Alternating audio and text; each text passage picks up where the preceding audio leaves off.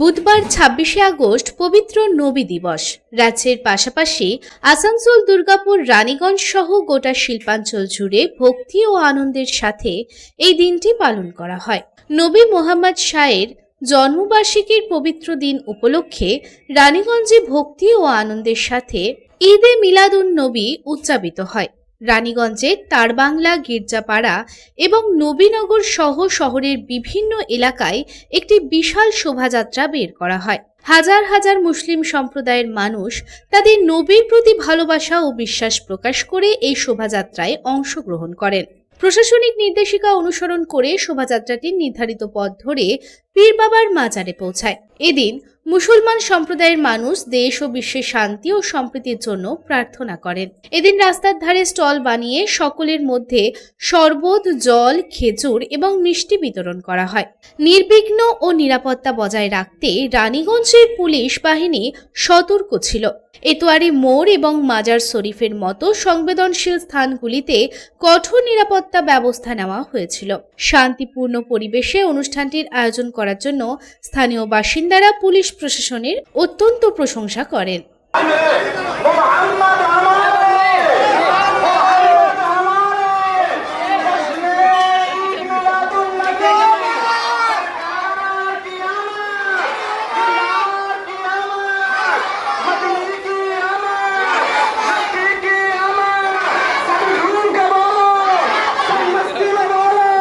অন্যদিকে নবী দিবস উপলক্ষে বাঁকুড়াতেও মুসলিম সম্প্রদায়ের মানুষেরা একটি বিশাল শোভাযাত্রার আয়োজন করে।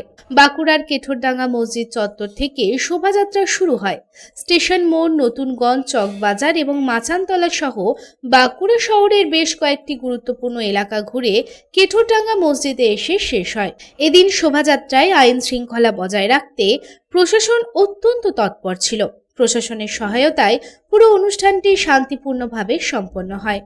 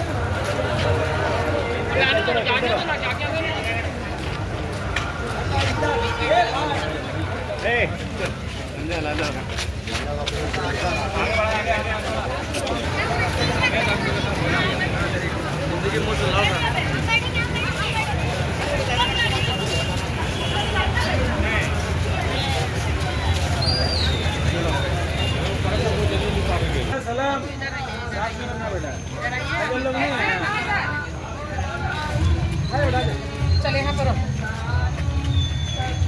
रहेगी सर।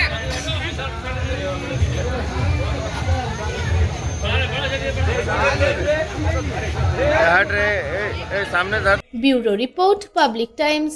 आपके घर को दीजिए सबसे मजबूत फाउंडेशन, दीजिए मजबूती का डोज। JBG हेक्सा TMT, मजबूती का डोज पक्का है।